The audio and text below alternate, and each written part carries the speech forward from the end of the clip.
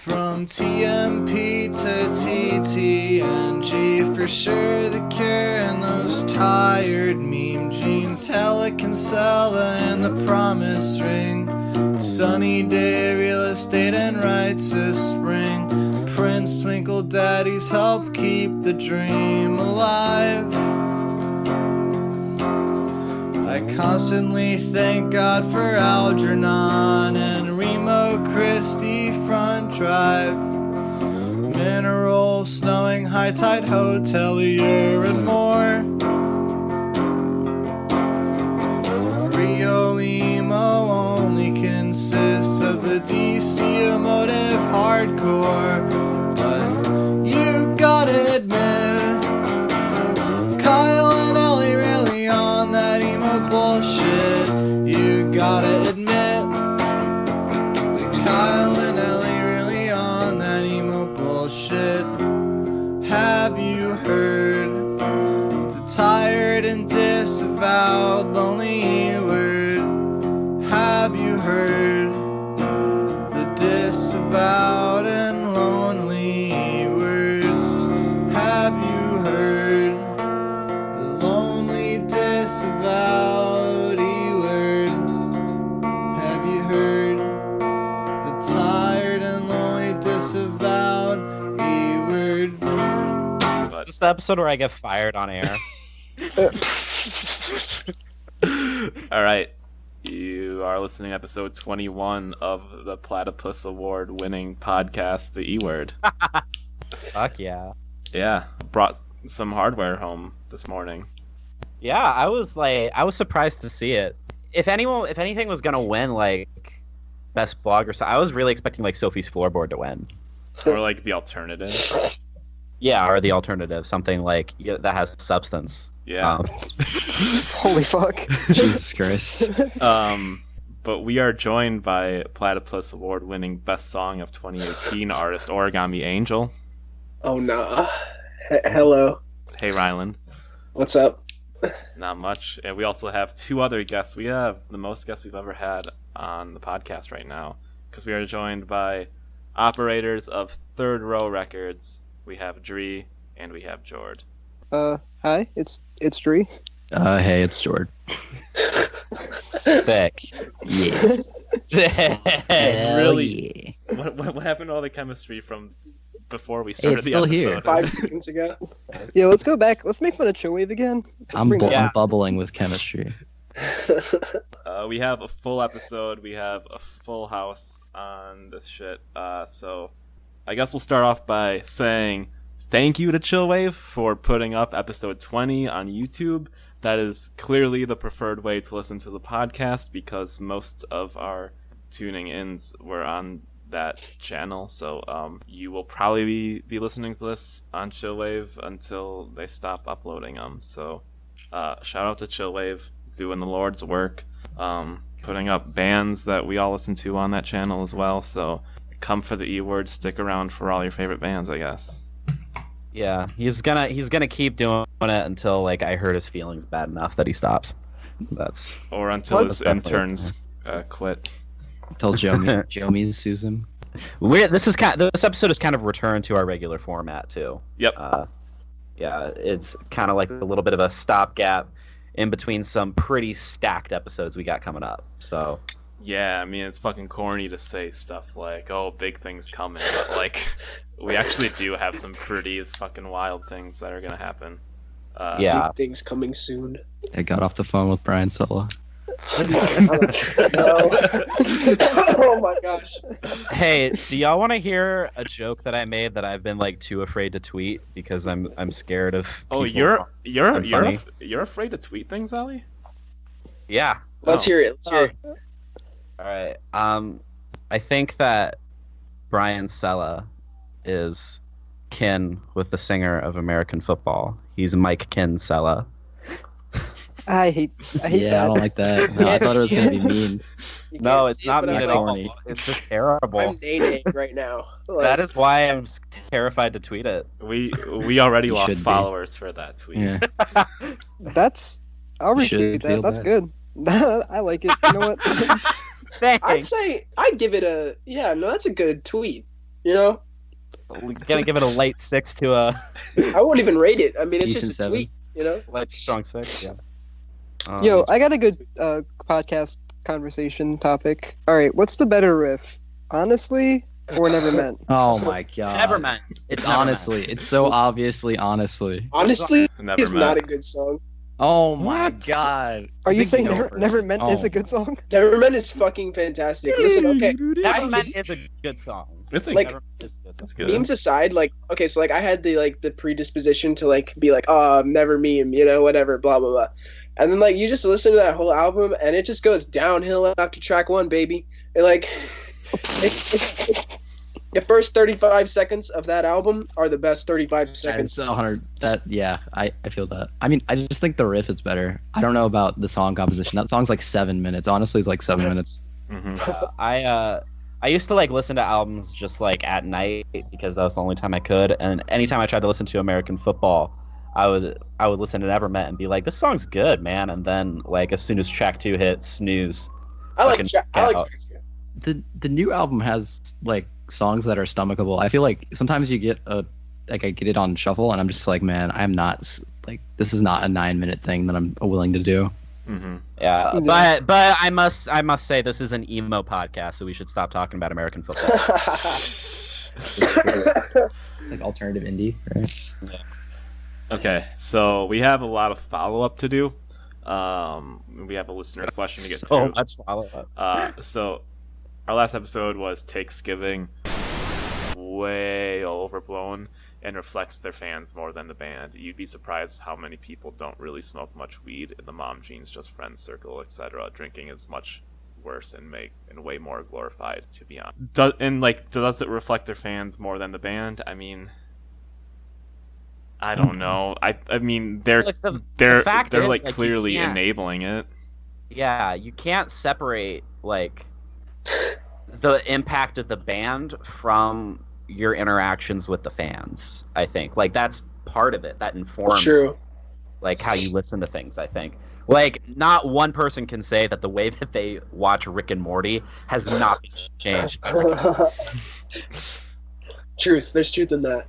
Yeah. I think like the last thing that y'all talked about though, like the whole like advocacy thing, I do think Mom Jeans like as a band is taken way less seriously than they should be like at this point in their career, because they are pretty good advocates for things that not many bands on their level are talking about. I think it's pretty chill. Like I remember when they were touring with Shortly or whatever, you know, people were giving them shit for it, but like the whole like talking over the whole solo act thing, which you know it's been a present thing in DIY for like a really fucking long time, and I've seen it. You know, I've been at shows where that shit happens. Shortly is not a solo act. It's not. No. No, I just saw them with the Wonder Years. Oh, really? Yeah, there's like Yeah. Okay, well, four or there's five a full members. band. I mean, they're like Yeah. super quiet, but Okay, I guess that was the thing I was thinking, like the quiet act, yeah. right? They're not And that it's- quiet either. It's I mean, they were only a little less loud than Have Mercy and Oso Oso when I saw them. You know, okay. I think I'd say they were about as loud as Oso Oso. I would say. OSOS is pretty loud. I don't know. When I This is when I like- saw them here, they were kind of quiet. They were Yeah, getting talked Oso Oso's over. pretty subdued live. That was with Mom Jeans. I think it's just like people are anticipating Mom Jeans, so they get talked over, not because they're not projecting. It's just they don't care. Yeah, Like it sucks. It sucks, but that's like what it it's is. like 16-year-olds at your first show not knowing the etiquette. Yeah, Yep. probably. That's literally what it was. Exactly. Yeah. That's I literally knew what like it 4 is. people there that were just like smashed out of their minds like for the entire show, and they couldn't give a fuck about like any other band there. And it's just like I don't know. It's kind of a Oh culture fuck, of that's so cool, dude. I'm so excited. I want more of that at shows.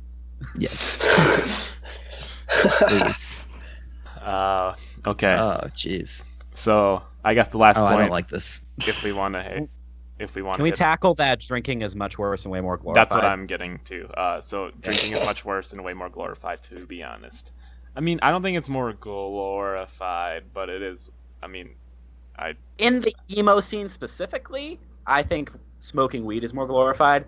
In society at large, drinking is definitely more Right. glorified and way more casual, for sure. I also don't know how much worse I would say it is. It's definitely worse. Don't get me wrong. Like, alcohol has definitely killed more people in the last month than crack, coke, and heroin combined. Yes. But we're talking specifically about in the emo scene, and I do think that like smoking weed is definitely like way more glorified and way more of like an activity that is kind of like given its own social capital, you know? Yeah, that's true. Mm-hmm. That's a good way to put it. I mean, I would say Free Throw was one of the bands that like did it the most, where they'd have like beer can rip-off logos, I think, on their merch and shit like that. But Right. Yeah, You could like say fake Cap- Pabst I'd stuff. say like Captain We're Sinking, but Captain We're Sinking like wrote songs pretty much like explicitly about hating how much you drink. mhm. Right. Well, Tiny Moving Parts is just beer culture, right? Yeah. Yeah, that's true. Yeah. I don't think like I see a lot of parody stuff with beer. I usually never see like the same kind of glorification. Like it's something or someone smoking weed on like merch, or it's them talking about how they feel when they're high. It's not like you know what I mean? I don't know. It's kind of different. Yeah. Like I've seen a lot of Pabst knockoff logos, like that kind of thing with bands, but Yeah. I don't think anyone saw that shirt and was like, you know what I need right now? Fresh Pabst. Right off the y'all- tree. In your neck of the woods, do you have like sober spaces for shows and stuff? So I kind of help out at like this place called Grave Lakers, and Yeah. like the rules there are like bring your own beer, it's whatever. I feel like that's pretty much the standard for most DIY places, at least around here. I don't know. Yeah, we've never played a show at a sober space per se. We've played at a Burning Man style house before though. That was really interesting. So kind of the opposite of a sober space. Huh. It was really weird. That's wild. But what does that mean? so like Yeah. like the Burning Man festival or whatever, you know how like people just do whatever they want. No, but But it has Okay. to be like shared with Yeah. everybody, right? Isn't that Yeah, it's like Yeah. it's like the whole like unity thing of like doing like hard drugs or like really whatever. And it's like it was just a weird environment. Like I've seen shows at that place and like played it, and it's like it was cool. It was like a good show, but it was like, man, what a weird environment to play your second show ever as a band at. Yeah. Austin does not have a sober space at all. like? Everything in Austin like revolves around beer. Yeah. Like That's everything basically the same like in a here. social sense. We There have- was an old South Florida hardcore venue that was like a sober space. I forgot what it was called. All the ones now in South Florida seem to be like alcohol friendly. None of them are selling, obviously, because they're just local venues. But Mhm. I mean, anything in Orlando is like usually just super saturated because there's not really many DIY spaces in Orlando. I'm kind of going back and forth with it on what I should do for my own house. I'm like trying to decide. Yeah, there. I think house shows should be sober spaces personally, just in order to minimize problems with authorities. Yeah, Yeah. property Yeah. damage too. If because I'm renting, so if someone fucks this house, I'll just fucking explode. Yeah, 100%. Okay, wait, I take that back. We did used to play shows with Commander Salamander at like their friends' houses in Virginia and stuff like that, and those were sober spaces, but for that reason, like be like an authorities thing, you know? It was like let's not get busted and have like 19-year-olds with 6-packs of beer kind of type beat, you know, instead of just Yeah. like it's And not also like a straight you- edge thing. Sorry. You know What, who but- has real shit luck with cops in general? Claudio. My Jesus. man's. Love Oh, that boy. It was our Facebook friend anniversary today. Made me happy. really? That's Oh. great. That's cool. Yeah, they get finessed by the cops a lot. Uh-huh. It's kind of odd, like the frequency of just shit that. Yo, he intimidated a cop once. The whole- Claudio did. No, yeah, I'm hip to that too. The Weezer that. cop? Yeah. Yeah. What the fuck is Oh the wait, no. Weezer cop? That was the cop that like pulled them over. No, this is a cop who like I think he was telling me about the Awake but Still in Bed show. I think that was what happened. But Was there a cop at that show? I don't think there's. You're talking about the show? You're talking about the. I wasn't at it, but it was like Sammy Heck, Downhall, and like another DC band. I can't remember who. I think it might have been that. All I know is, and it was like I know they got busted. The cop was getting antsy, and because Claudio is like 6'2", and Yeah. he's not a kid, So I think that's probably the one. I don't know though. I'm not a historian on DC shows. All right, let's move on to Twitter specific follow up. The E word Sick. Twitter has had a lot of attention lately. Ellie, I'm putting you on the chopping block. You threw out a tweet just saying that you hate Neutral Milk Hotel and think they're the worst band ever. And I think what's funny about this is you have like signed off some tweets like specifying that this is Ellie, but those are pretty lukewarm tweets. But you're throwing out something like this and not signing it off. And I've met a couple of people in real life that have listened to the podcast, and like their first question is always, "Who runs a Twitter account?" and it's both of us, obviously. Yeah, it's both of us. It used to be just you, and then you made a huge mistake and gave me the password. Well, I gave you the password when I created the account, but you never like logged on or anything. I don't remember that. I remember like you offering it to all the mods. Well, yeah, because you thought it was gonna be like you offered it, but you didn't like actually like send it in a chat or anything. I don't think that happened. But that's not the point. The point here is that Neutral Milk Hotel is objectively the worst band of all time. Oh my God. I disagree. Yeah, but- I'm not feeling that. In this essay, I will. No. Wait a minute. Waves exists though. No. Oh my. Okay. All right. Waves is arguably the shit. best band of all time. Argue. That's the worst. That's a worst take. You're That's a dumb. worst take. Waves is the worst. You're dumb. Come on, great songs like Holland, 1945. It's not Sorry. Waves. No, it's- nobody said they were the best musicians of all time. They used 4 open chords for the entire album. I mean, so does like Most folk punk bands. Yeah. I don't. All folk punk sucks too. If Neutral Milk Hotel sucks, you got to go down with the ship. Did you actually want me to like make an argument? Like, Just maybe like say like why you decided to use the E word account to. oh, this is like a corporate call out. It's not even like it's not even an opinion thing. fuck. This is I mean, you like knew that people disagree with that. yeah. That's why I tweeted it. Okay. Okay. But moving on, you also revoked your warmth of Mom Jeans because you were warming up to them, and then you went to their show and said that their fans are the worst. Fuck that band. And Musically, I'm still pretty warm on Mom Jeans. okay, Like I don't. okay. The songs are fine. I never said that the songs weren't good. I just did not like the fucking water polo players at that show. Oh my. Yeah. So, and some of those water polo players got into the comments. Yeah, some of those water polo players up in my mentions. Fuck. I wonder if their moms like get annoyed by having to listen to Mom Jeans in the SUV. God, Mom. Press that. All right, so there is a discussion around this, which is, do you blame the band for that? I don't necessarily blame the band.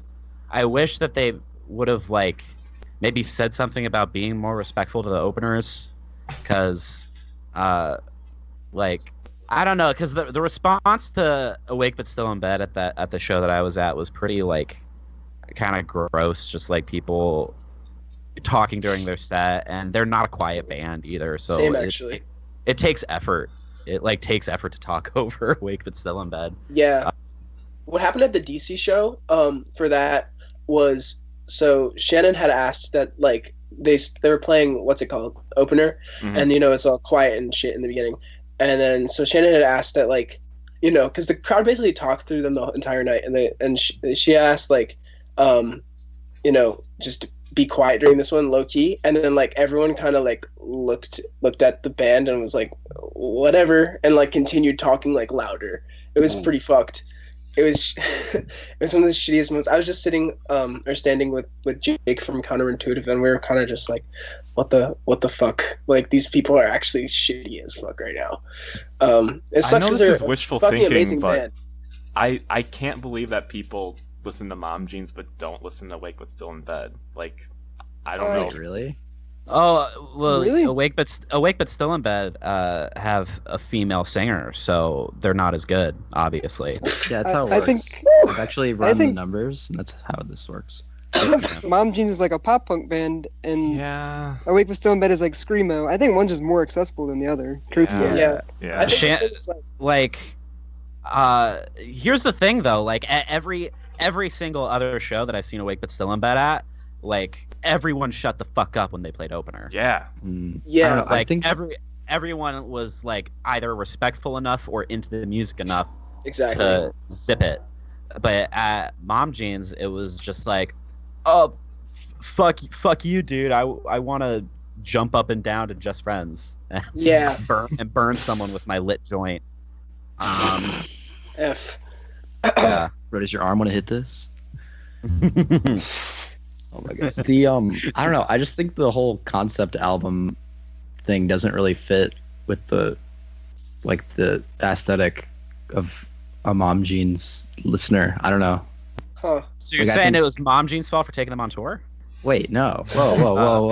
Whoa. It sounds like that's what you're saying. I mean, they deserve to be taken on tour, but That's what I'm just saying so is, bad. like, you asked, like, if Mom Jeans fans hadn't listened to them, and I think, like, asking them to sit through, like, a continuous album that's, like, a concept out, that's, like, a, I don't know, it's like a, There's a little concept more album high that's, like, concept to it than Mom You have to Yeah. have a Jeans, very high IQ to understand. Awake But Still in Bed, yeah. To be fair, Your I brain mean, has have you to be ever huge. seen Shannon hit the whip? You know, that's some intelligent whip. Also, Shannon did like come out and do guest vocals on Shred Cruise at my show. Oh, She really? opened it. That's Yeah, she did the beginning of the song, That's and it was so fucking cool. tight. My girlfriend thought that was Bart for the longest time. Let's just get through the last tweet. We fucking went emo Twitter viral with a tweet that was basically a popular format tweet at the moment, and I called out bands for using the woo thing in their Aw. music. Jesus Christ. Everyone was like, "Oh, is this about?" It's like, shut the fuck up. Every band has done that. Yeah, Like, I was if you listening think to the we're calling your band out, yeah, we are. yeah, we've yeah. Thank you. I was listening to the band Heart to Gold from Minnesota when that happened because they kept doing it, and I was like, all right, here's a way to make fun of that. So Can we talk about the most doing the breath? that thing. Yeah. No, that was fucked up. You remember? Were you there at that one? I mean, I saw them at the house show. Yeah. Did they do the same thing? Yeah. No, that was fucked up. That no. That was Yeah, crazy. I know that like fucked with my head. So on the offbeat, they just all took a breath in and they started playing like And it into was the like- microphone. into the mic. Yeah. So No. Oh, on ours it was like not in the mic. Like it was just like you could hear it like as to like because they're like so good dynamically. Like they're so good at getting quiet and then loud because they're just all like jazz kids. Like they're Who's like this band? the most. the most is one of most. like the coolest Yeah. bands making music right now. Yeah, It's they're crazy. so cool. I think they're from Connecticut. They're like ridiculous. You know. Like the drum- They're drum thing fucking is insane. jazz. Yeah. They're just like a jazz band. I don't know. I It's skip Well, more, they're jazz punks, you know. They're jazz Yeah. bands, you know, like they're people that really like math rock and really understand jazz composition. So it's like it's a little bit just deeper than like, oh, American football he uses major seven chords. You know, it's like I mean- real jazz motif shits, you know? Have y'all ever heard of that band Iceburn? The Iceburn Collective? I have not. I've seen No. that. They're name like around. they're a '90s band. They were on like Rev. They were on Revelation Records. They were like straight, like they started out as like a post-hardcore band and then straight up became like a jazz band. And honestly, That's like I definitely see like the most pulling like from that canon for sure. Oh, that's dope. Yeah, so like props to them because that's a deep cut, man. Yeah. What I want instead of a woo, like a real high pitched yerb. Ooh, Okay, like plant that the seed. woo. Which do y'all think is worse? Because I feel like you can have a woo, like one, but like if you do the woo every other song or something like that, it's just like, okay, you're just running out of things to say at this point. But like, do y'all think that, or just the whole music cuts out and say fuck? Which one do you think is worse? Oh, I love the fuck. I want more. Really? So good. I want more Bad Life bless song? too. Oh my god. I think like I want to do one where it's just like instead of anything like weird or like anything like a woo or a fuck, just a bet, like just a scream. Just honestly, just add some Dirty ad libs. Or do Yeah. like a thick Midwestern. You betcha. You betcha. Or like a little scatting. There's a live session we did where I go. Skrrt. It's pretty messed up. Mama. Oh my god. Woo! Real quick to throw back to the mom jeans thing for like 1 second. Kyle, do you remember like 2 episodes ago when I said the thing about, hey man, you better fucking watch your back at the next Mom Jeans show? Yeah. That kid who like hopped in my mentions, I feel like as soon as I said that on the pod, he like popped into existence. He's like he came from the ether in order to fill that gap in the world. That anonymous attacker run up no mask at the Mom Jeans show. You summoned the Mom Jeans Golem. We're gonna need to get Holy shooters moly. soon. But yeah, it's wild that tweet went like so viral. The woo Like one? easily by like 10 measures the most popular tweet. It's just so effective. The woo is so effective. That's why we all use it. I'm in a band Foxwood, and the one song with the woo is like the most popular song by far. People, they hear the woo, they're like, "Oh, cool, I like this." It kind of like makes a song that's not so complex sound a little more complex because you had that beat rest and you got to yell at. Yeah. Yo, are you firing shots right now, or what is this? No. I'm just kidding. I mean, Jord, you are the one who had to like come in with a subliminal promo. I'm in a band. I'm in a band. Foxwood. Yeah. Well, I just wanted to explain it. I don't think everyone knows the context. We only introduced me as Third Row Record. Yeah, that's true. Plural. Record. Apologies.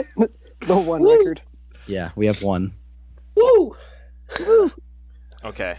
We got one more listener question, or we have one listener question, and then we'll talk about Third Row and Origami Angel for a bit. Fuck. So this came from listener of the podcast, Tony.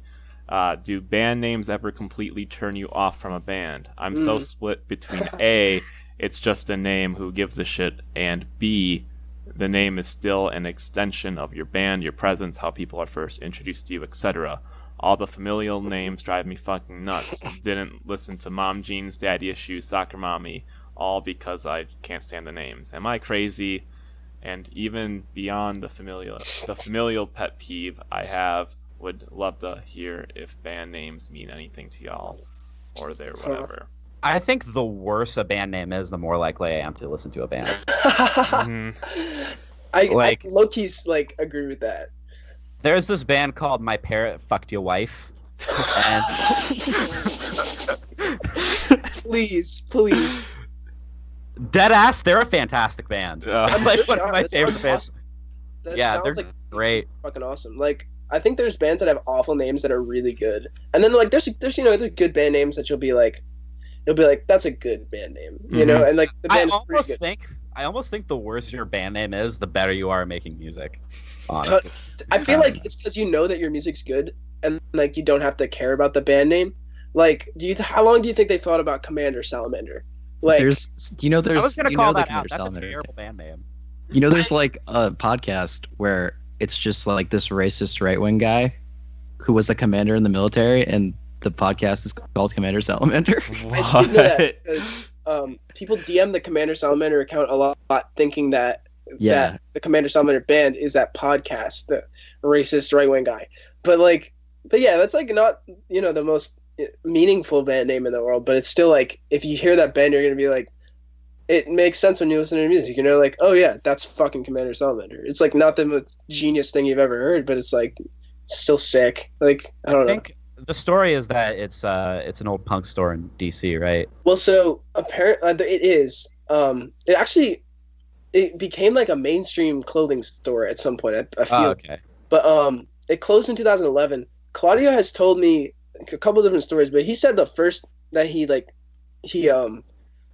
saw like a salamander in his yard or something like that, and he was like Commander Salamander, and he said that it had nothing to do with the store at first. He But just then- included the salamander. Then he got hip to the store, but then another time he said like it's an homage to the store. So I'm not really sure if like he like remembers that he's lying to me on one of those accounts. But The like, first time I heard it, I thought it was a really obscure Calvin and Hobbes reference, actually. Really? Yeah, there's this Calvin's favorite book to get read at bedtime is Hamster Huey and the Gooey Kablooey, and later there's like this really throwaway joke about the author of that book writing a sequel called Commander Salamander and her Single-Hander Bellylander. oh my And god, I was like, oh shit, so this is a fucking Calvin and Hobbes reference. No, not at all. Claudia's God, never no. read that. God. Claudia's never read Calvin and not Hobbes. just rhymes, whatever. Yeah, whatever, bro. And it's like, I don't know. Can you think of a band that you like started listening to because of the name? I can't Empire. really. Diarrhea Planet. Yeah. I saw don't- that. I I don't saw. like that. Well, I love that band. God. After School Night. That's a pretty good name. Yeah. I'm trying to think if there's any other ones. The familial thing, though, it's like, I don't know. I think it's just like people are just mad that every band is trying to rip off Uncle Cracker, and like That's what it is. Yeah. so. Yep. Like, I That's think advanced. Oh my god. it's like nah, but I feel like whatever. If it's music, like chill out. It's gonna be what it is, and a band is gonna be. It's gonna be. If you remember the name enough to hate it, that means it must be doing its job, right? Like That's true. Yeah, but I if you. like by the time there was a band called Dad Thighs, I was rolling my eyes at it, to be honest. Yeah, but dad thighs are sick. I That know does- that's like The best Why? dad thighs are the guy Shut from up, Empire. Shut up. Wow, homophobic on the E Did word. not want you to finish. I will not be silenced. I'm not homophobic. I'm daddy-phobic. Keith from What is it? Empire follows us, by the way. Well, Keith That's has sick. dad thighs. Watch a live session and tell me I'm wrong. Ian Cohen follows us. Ian Cohen co-signed that tweet I made today about aggressive positivity culture, so that means no one can argue with it. Shoutouts. Yeah. He has retweeted 2 of my tweets, so Well, since you This is since the you tweeted that, competition. got any albums you don't like? Particularly, want to talk about? Yeah, let's talk about some shit that sucks. okay. So have we all spoken about band names and our takes on that? Yeah, Okay. I think so. So I hate those tweets that are like "mommy, daddy" band, and then the person thinks they're all original. You know, I don't think Or, like, I don't think I've seen that tweet enough yet. fuck you. Tweet The- that out. You the were- AJJ tweet one that was out. funny. Yeah, the AJJ one was funny because Sean is a funny person. That's Yeah. why. But there's so many people I feel that were like they're making that one tweet that were like, and it's like it's just a popular format, whatever, and then that's like all I love the band, blah blah blah, on tour with mom pants and blah blah blah, dad cigarettes or whatever, and it's like Finally got him. it's just like they like why like honestly that's more annoying than daddy issues. I don't know, like Yeah, you just like chill. I prefer making fun of the other conventions. Like I Sports. think I made a tweet once, like, and I made like a fake band name like Tall Shoes. I think that shit's like way funnier to make fun Yo, of. Tall Shoes is a good band name. Yeah. I just think Don't lie. I don't know. Like any band worth anything will get through the filter of you even hearing about them. So it's kind of like a false like thing to hate on. Like you didn't hear Yeah. about all these bands until they were like kind of good or kind of like notable at least. Yeah. Yeah. There's no like industry plant like mom, dad, sister summer camp, like whatever. I Yeah. don't know. There's no one to be mad at about this. They're all like Is pretty that- good bands. Yo, Is that what it Space is, Camp though? is such a Is- good band name, by the way. Space Camp, Summer Camp. Space remind Camp me of is. I think I'm seeing them next week. Yeah, I think someone I know in the hardcore scene in Austin just played a show with them. Yeah, they're pretty sick. My friend of the hardcore scene is in a really bad band though. Don't check them out. Oh my gosh. That's a good band name. Okay, Don't check us out. so let's talk about Third Row Records and Origami Angel. Third Row Records, you're up first. Y'all kicked off the label with the Marietta reissue. I want to know the story behind how y'all got your hands on that and convinced the band, etc., how that could be your first release. Sounds a little unbelieving. Like it doesn't. Oh my god. Is there something weird about that? You ever just They stole the release- masters late at night. I actually collected all the Dragon Balls, and I wish to Shenron. So a really long time back, like Twitter was always popular with fans, but I just followed Evan from like when on their personal from Marietta, Evan, and they followed me back, and they just like interact with me randomly from time to time. They'll retweet, say something funny, and then just I had like this, I don't know. Everyone was talking about labels. We're in like a group chat with basically this DIY cabal of people, and we're all talking about like releases and stuff. And I'm like, I want to do a release. And I messaged them because I knew I'm like a huge Marietta fan, so I knew that the 5th year was coming up, and I suggested they do like an anniversary edition. And I just was like, I'll front it. I don't care. I wasn't even like we weren't really a label at that time, per se. And then this was like, this kind of snowballed into like Andy from Worst Party Ever wanted to put their music up. So I was like, okay, I'll buy the DistroKid. And the DistroKid comes with the 2 bands. And I was like, and then someone else wanted to get on like one of their music up also. And I was like, fuck it. Let's just like, I made up like a fake name to put on. This is literally what happened. I made up like a fake name to put on Andy's like little label section on the Worst Party Ever songs. And that's You'd be how. surprised how many labels start that way. Yeah, Yeah, it was like- so. yeah. We had actually sessions that we did after a show in the back of Jordy from Twitter and Foxwood. After, Twitter. do you want me to use their last name? Like, I don't think that's any better. I just thought it was from Twitter first. That's really funny. Yeah. Also, my best friend. So that Jordy. We filmed like Third Row sessions in the back of their van, and that was like that went up on Showwave too. And so that's where like I got the name from, and I just put it down, and I was like, haha, you're on my fake label now, Andy. Wink, wink. And then it just kind of all worked out. And then big shout outs to the boy James Casser. Yeah. James like basically handled like almost everything. James like took the idea that I had and kind of just streamlined it down to get done before the date of the reissue. And I mean, yeah, it was basically a lot of his work and some of ours. Also, like Corey Purvis just did the art. Yeah. And it's fucking amazing. It's like, It is. it's insane. Just another like banger. Like you already did the first one. And then, so yeah, I mean, that's basically it. Like we reached out and we're in the right place at the right time with like the right momentum from having the little fake label thing. And then Dree had planned to start a label after. I had Go a ahead. label planned like two years ago, probably.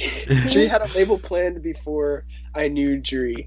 Yeah. And like I was trying to become friends with Dree so that he could put my band out. Like that's so fucking funny. Wow. Oh my god. So when we talked about it, Dree was gonna start this label of long ago after they graduated, and they saw me and they were like, "Fuck it, just fuck it, let's do it."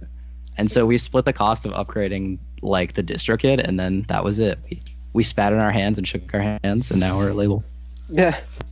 That's the That's story. of Third basically Row. it. Yeah. Yeah. Wow.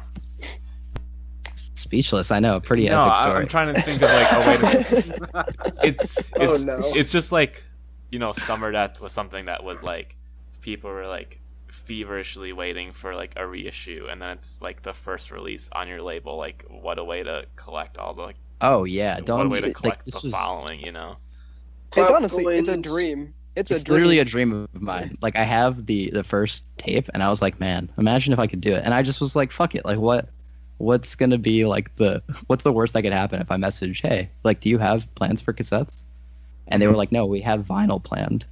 And I was like, and they were like, but we're not really against cassettes. Just like email us. And I was like, oh, sick. And that's just how it went. I don't know. Wow. And then James like made sure everything actually wasn't like a big dream and was actually real. So yeah, that's the main takeaway is that James is awesome. Yeah, I was gonna say shout out to Facts. James. Big facts. Big facts. Shout out to James. They were on our podcast. Episode So that's sick. 18. Yeah. Played ROM hack. Yeah, that's right. Oh, I thought you said he made ROM hack. I was like, oh, that's interesting. Yep, he wrote it too. He wrote it with it. He was there rubbing my shoulders. Yeah. He did accuse Ryland of invading his brain. Yeah, isn't that funny? So like, I just found the sample of that. I watched or I listened, to the podcast, and homie was like, "That's such a niche thing that is so unique to me." But it's kind of funny. Like I was just on YouTube one day and I saw Herman Cain Concessions speech, Pokemon. Like no, I think it was a Watch Mojo top 10 thing about like speeches. And then I heard That's way better. Yeah, Yeah, and I definitely. saw the thing about Herman Cain doing the Pokemon thing, and I was like, "Fuck, The that's Pokemon so movie. funny." So I looked up the full video, and then it says, "I believe these words came from the Pokemon movie." That's the funniest fucking thing I've ever heard. So it's like we have to put that in a song, and I was like, "What song is it gonna be? Was it gonna be the best song I've ever written?" Yes. So like that was just like how it fucking went. It's so funny that We need to watch Mojo Core we for need. sure. What else is in the pipeline for Third Row Records? Do you have anything that you can talk about? Is it a secret? It's all secret. Yeah, I mean, I don't know. We probably should have talked about this. Oh, I mean, we can talk about Japan, right? We're doing Japan. Oh well, yeah. obviously. Okay. Oh, you mean like feature stuff? Okay. Yeah, that's Um, that's what I thought. Yeah, we kind of do this thing where I'm the worst and tweet out stuff on, right when I get the news because I'm just an excited puppy and I just like fucking throw it out there to the world. I do that but, too. Don't. Yeah, I mean, we can be vague, right? I think that's fair. I could also I'm- bleep out.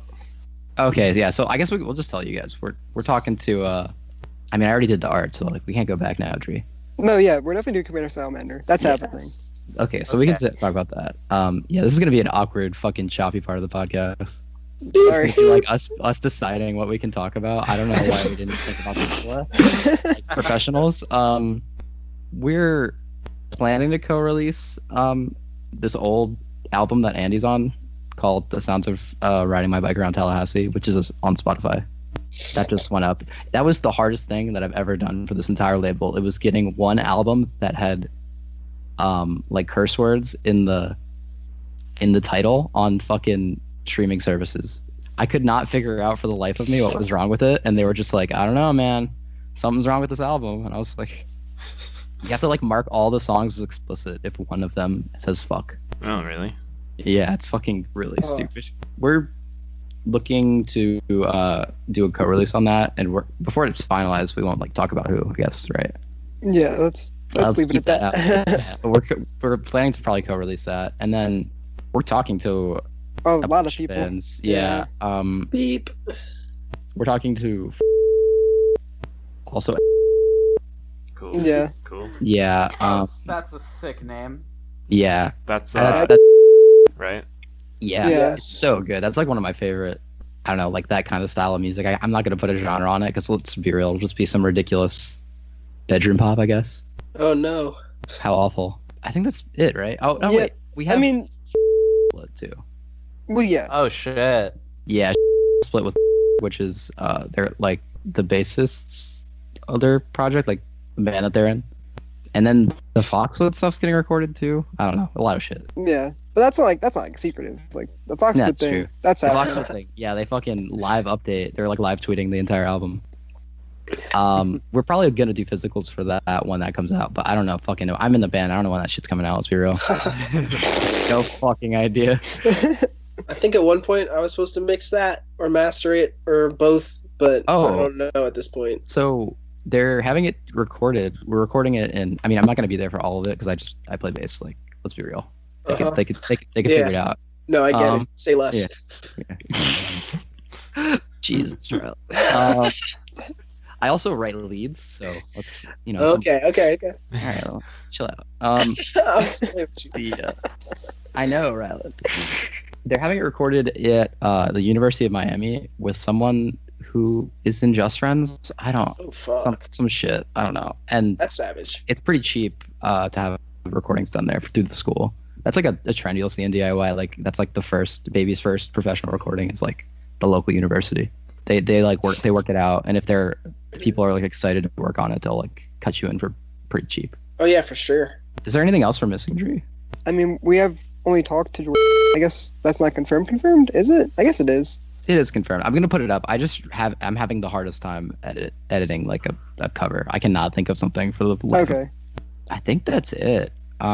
We might put out more of Carl's music just on streaming sites. I don't know if I had a hard time uploading it, so I kind of stopped. But I'm probably just gonna upload like whatever they'll let me put up because I fucking love that band and it's not out. So, Ellie, do you have anything you wanna hear? The fact that you're in talks to do the thing with Redacted is pretty sick. I don't Redacted? know. Commander Salamander. Oh. No, okay. We're definitely repressing Gross October. Okay. Keep that in there. Keep like- that nice and clean. On Gross vinyl, October? tapes. What's up? Tapes. Yeah. Tapes. Okay. Here's what I want from the editing process, Kyle. It's gonna be hell. Oh my god. I want Kyle to say, Ellie, do you have anything you want to hear? And then like a really long bleep, and then we're definitely repressing Gross October. That's it. Yes. That's Okay. all I Leave this part in though. Leave like the planning part. Leave this in. Yeah, Okay. leave the explanation so people aren't confused. Yeah, this sounds good. Yeah. I think this fucks. Let's keep it going. Hell yeah, Let's talk Origami Angel. I mean, Oh yeah. yeah. My Yeah. question, Ryland, my Yeah. first question is, how the fuck do you write so many songs? Yeah, that's where I was Oh, gonna go you know. too. Okay. So I'm sure you guys have heard. We have a lot of stuff in the works. I just have a lot of time to myself. And I just like, over the last 6 months, I was going through more like 10, 12, year and a half. I was, going through a lot of stuff in my life. And like the one real thing I had was, writing Origami Angel music. And it kind of just is like, yeah, I know how to write a 2-minute and 30-second song with fucking twinkles in it and stuff like that. And I think I just kind of did it without realizing. And then by like, a couple months ago, I realized how much music we actually had and like how much shit we're going to start like doing. And I don't know, it was kind of like an accident, I guess. I just never really like stopped playing guitar from January until July. And then I don't know, it's just like I feel like I just fucking live for Origami Angel at this point.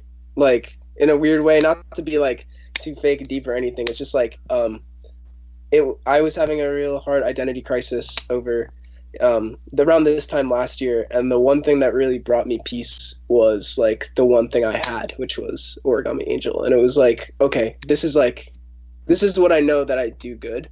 Like this is that I know like this is a actual reflection of myself, and I think I just focused a lot of energy to that. And then the output was writing a shit ton of songs, a lot of which haven't been released yet. But it's cool. It's a lot of fun. I really love making music with Pat, the drummer of Origami Angel. It's just us two, so it gets a little lonely sometimes, but I don't know. We're a very good match in terms of personalities and people. It's a lot of fucking fun, and I wouldn't trade it for the world. I shouldn't be surprised that the answer to that question was basically you're a huge fucking nerd, but I am. Yeah. Yeah, that's basically it. And then it's like, what did I do for the last year and a half? Play Pokemon and write songs? Absolutely, that's what I did. But yeah, that's where we are now. And if that's the name of the next Origami Angel EP, I'll be should stoked. be surprised. Yeah. I'll tell you some stuff later, Ellie. There's some cool stuff that we got in the works. But no, we got some exciting things coming up. Some stuff I guess I could talk about. Well, we're going on our like first real like tour kind of thing this winter. Kind of right around Christmas time, before and after Christmas time. We're playing a couple shows with our friend Sammy Heck. Samantha Gagnon is like the coolest person in the world, and that's her band. And we're playing a couple shows, 3 shows in Boston, where she's from, and then Philly and Pittsburgh. And then after that, we're basically doing a little Midwest extravaganza. I think we're ending up in Grand Rapids, and I think that's the furthest we're going. And then we're coming back. I just found out Sammy was fucking moving to Philly. That's insane. Yeah, isn't that really cool? Like, I'm really happy. Yeah. Because I just Sammy's an awesome fucking person. But It's like, awesome. It's awesome for everyone but me, because I'm never gonna see her. Yeah. Well, I'm not either, Dree. But like, that's fair. We are touring together, so I guess maybe. But I don't know. It's sick. I'm really excited for that. It's kind of just our dive into the real world. And then we have a split coming out with. I think they said it on the last podcast, so like, fuck it, why not say it again? We have a split coming out with Commander Salamander really soon, so that should be really fun. I recorded and mixed Commander Salamander songs on that, and they sound really fucking sick. And I'm ready for like them to like jump back into the shit, just because like that's what they're like, the band that the world needs. And then we're really proud of the songs that we put forward on that split too. So I'm really hyped on putting that out. And then we've got a handful of other sort of things that we want to do between now and this time next year that we're just, kind of making the plans for right now. And I'm really excited about it. We're doing a lot of stuff, and we're going to try to tour a lot in the summer. I've always like really loved the relationship between Origami Angel and Commander Salamander, because I don't know Pat, but I do know you, Ryland, and like you and the Kama Salad Boys have like just this like really similar sensibility. But Commander Salamander is like the more like kind of like raw side of the coin, and then Origami Angel I always felt was like more polished and like pop. Yeah, like I pop, guess, like basically pop versus Grams, I guess is how pretty I would much put it. Yeah, I can definitely see that. It's like we're definitely, we can be grouped into the same thing, and then there's certain sort of stylistic differences that we have, and they're definitely raw as fuck, and like they do the whole like, we like are gonna go hard as shit sort of thing, and that kind of like pushed us further in that direction too. Like me and Pat saw them doing that. We were kind of like, we gotta get like harder, but at the same time, like, I don't know, I feel like me and Claudio talk about like songwriting a lot, and it's like I really fucking admire the way that he writes music. It's different than anything that I've seen like in DIY or just like. Well, yeah, because it's so like intensely collaborative with Liam. Yeah, that's the thing about it. It's very cohesive, like as a unit, and it's very crazy to watch. I don't know how many of y'all have seen them live. Probably just me and Dree, I think. But they're a fucking astounding band to watch live, just for that very reason. Is because they're so. It's Claudio and Liam just going at it. And it's like it's very intense. Holy shit! It's super intense, and like they. Liam is one of the best drummers I've ever seen like play an instrument. He's an insane drummer. And Liam just like shreds every single show. It's like it's a treasure to be able to watch Liam like grow as a person and like as a drummer, and same with like all those people. But yeah, Fernando's cool too, I guess. Fernando's sick too. I fucking love Nando. Fernando's actually my favorite one out of all of them. And like, you can't tell anyone that. Like keep it on the podcast. Yeah. You know what I'm saying? Nah, Fernando is my freaking boy. He's just like, he'll just say some shit that I'll be fucked up about for like 2 weeks, and I don't know. Fernando's really cool. All those people are really cool. I'm glad they're like my best friends in the world. And one last thing about Origami Angel, I think that the way that you write your vocal melodies is probably like the most distinctive thing about Origami Angel. Really? I feel like a lot of bands coming up nowadays do not have. Well, they might have the ability, but I don't think they have the desire to write like these melodies and hooks the same way that you do. And I just want to know if there was like a specific reason that happened, or if it just kind of is the way that you ended up writing songs. I think one thing that's really weird about like the way I write Origami Angel music is that like most of the shit that I draw influence from isn't actually emo music. So like, oh, that's obvious though. Yeah, I mean, it is. So yeah. I called you out for listening to jazz like way forever ago. Yeah, I mean, so like I love jazz, and I was in jazz band in high school and college, and it's just like I studied jazz guitar, and it's just like jazz is in itself, it's fucking beautiful. It's like you can add so much jazz stuff to it. Just makes stuff a lot poppier. I think that's like something people don't realize is that like the brighter side of jazz can just make any song more attractive to listen to, I think. But then if you overdo it, it's kind of fucky. But so another thing, like some other influences that Gami has a lot is one of my favorite bands ever is the Bare Naked Ladies. And Oh god damn it. so me and Liam have really bonded over the Bare Naked Ladies. But BNL, like, they write listen to me. I've been on a Bare Naked Ladies cruise before. My mom, that's like her favorite band in the world, and so like that's what I grew up on. And the vocal melodies in that band are so fucking distinctly different that I started to like write music and realize that it's almost in the same vein as a Bare Naked Ladies song. And I'm like, wait a second, that's kind of fucked up. Like this is. I'm really upset that you pointed that out. Yeah, it's weird, and it's like when it happened to me, I was like, whatever. But then at the same time, I was like, wait, no, that's cool. Because then I think about, and I talk about this, and I love another influence that I have a lot is fucking Chunk No Captain Chunk. Like, oh, that band is sick. So like Chunk, like I never had a scene phase.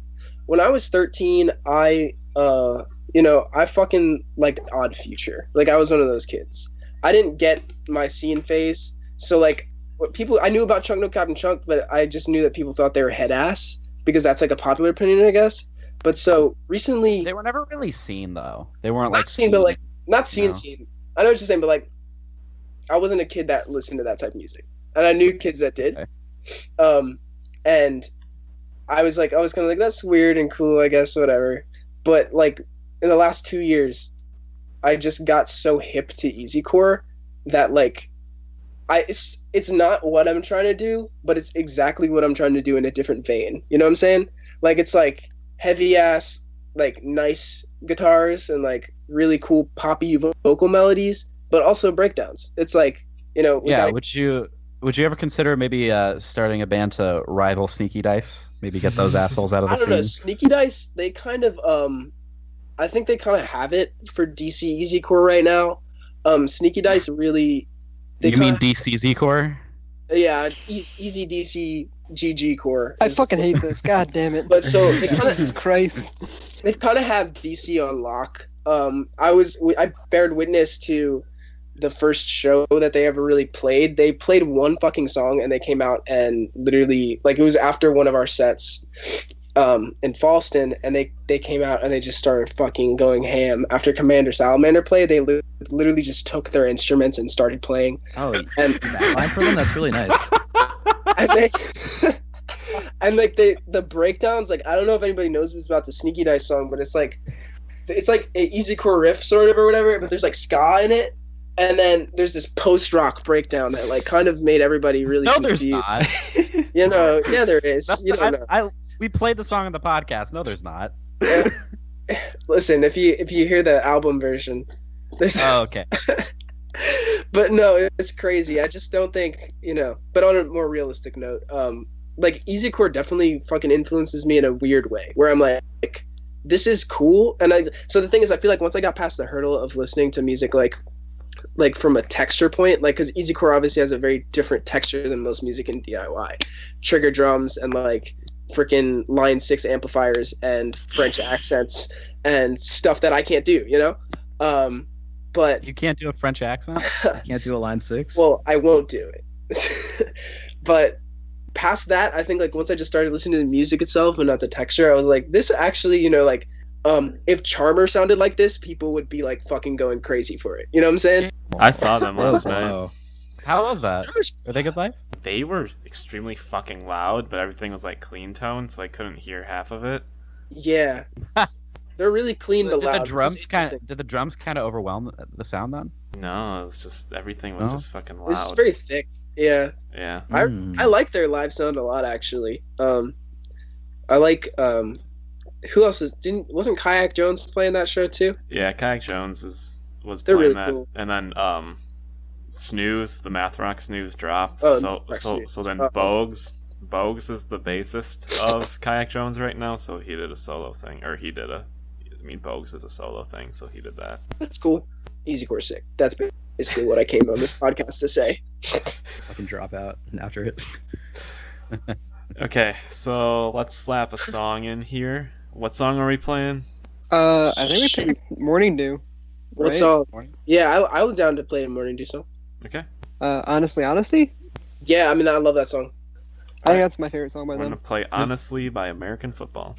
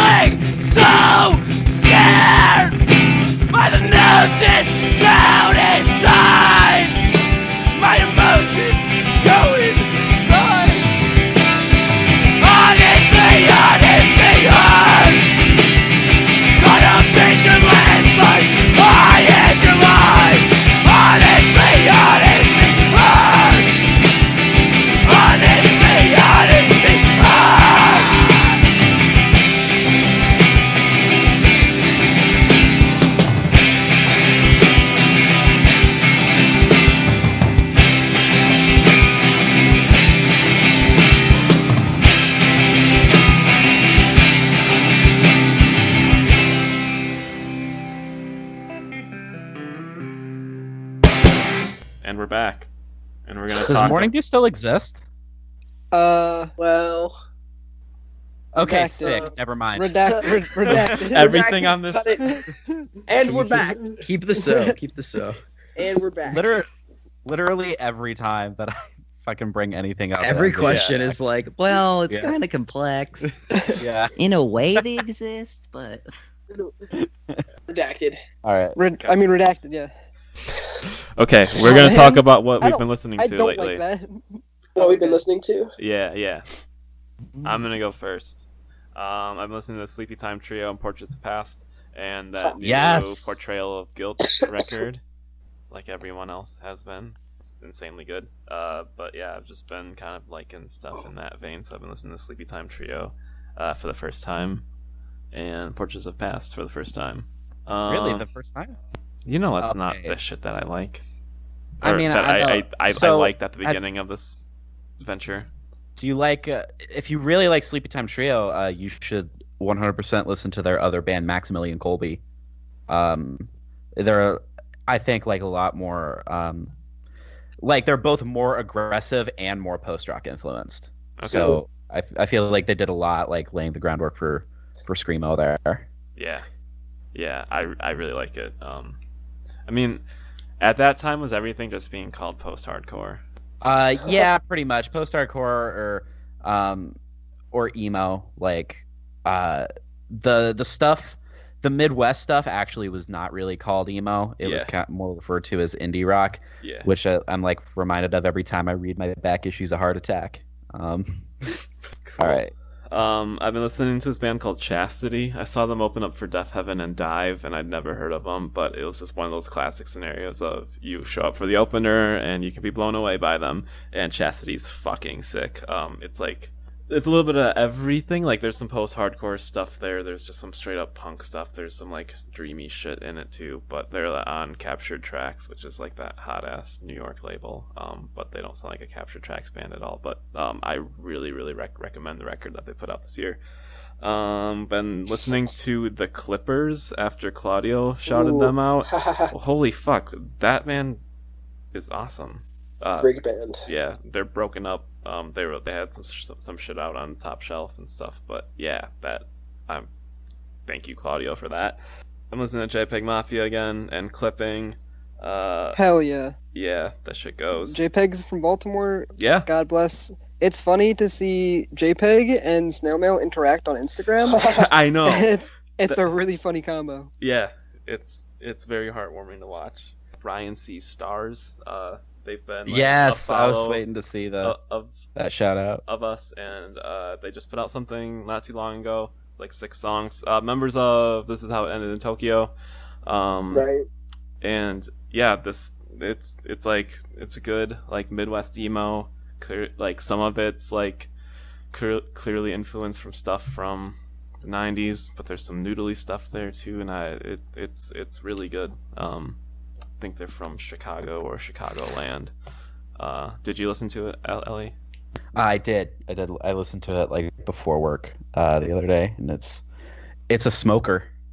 It's real good. Yeah. Yeah. And then I listened to the new Antarctica Vespucci, and I don't like it a lot, but I like it a little bit. That's how I feel about it. That's always been my least favorite Jeff project. I mean, I love the first 2 things, the 7-inch and like the mini album. I'm So Tethered and Soulmate Stuff. Those 2 are great, and everything else has just gone a little bit downhill. And like this new one's like growing on me a little bit, but I'm still like really lukewarm on it. But that's all for me. I might give it a shot. Yeah, I've been listening to this band called Can't Bear This Party. They're an easycore band from like the day. Been listening to this band Ditz. I don't know if anybody knows Ditz, but they're really cool. They're like post emo, I guess is what kids call that these days. That's the Really? term, right? Never heard Someone that. Is that the term? Someone said that on the subreddit once, like in 2017. So I was like, that's what we call it now. Been listening to that new Cheem record a lot. I really love it. It's a beautiful fucking album. Or mixtape, I should say. Sorry. Yeah. Just got hip to Mitski, like for real. Like I'd always kind of like thought Mitski was cool, but like just got super hip to the new record. Or there's a band called Deerfield that I guess someone from the sub is a member of. And they're in another band called Closure too. But I've been listening to Deerfield's EP a lot. It's really cool. It's very like hooky, Midwesty, but like got weird sounding pop punky drums. I don't know. Cool for me. And Piebald. Yeah. Piebald? Hell yeah. Yeah, I just saw them like twice at Fest. It was weird. Were you a part of it? I was a part of it. Hell yeah. All right. Also, Ryland, I'm definitely going to give you some like super obscure Wave 1 easy core acts. Yeah, get me hit to like real easy core because I'm not like. Get me hit to, Yeah, like, Can't Bear This Party or Sick. Do you know Abandoned by Bears? No. But No, my friend okay. Jupe has mentioned them to me, I think. Yeah, I'm definitely going to send you some fucking real hip shit. Give me I'm- give me super sharp. All right. Who else? Who else wants to go? I can go. I'm gonna go ahead and say first. I'm just gonna read off what I listen to on Spotify, I guess. Water Me Down, their first EP. That shit is incredible. Definitely gonna recommend that. That's all like an acoustic project, right? Nope. No? Okay. That first EP That's is all I've like listened to is acoustic incredible, like emo. It's so fucking good. shit. Okay. Let's see. Sweetener by Ariana Grande. Yes! God bless. I'm getting love more and Future. more into that album. I like it too much. It's so good. Waves put out a emo Christmas EP. All right. Ugh. Shout out, Ryland loves that one too. I mean, Earl Sweatshirt put out a new thing yesterday. Yeah. Earl Sweatshirt's so good. I like how every song is under a minute and a half. Yes, I that's think- sick. I think every album should be like that. Yeah. I mean, to me, it reminds me like a lot of like Donuts, J Dilla Donuts. I haven't listened to J Dilla.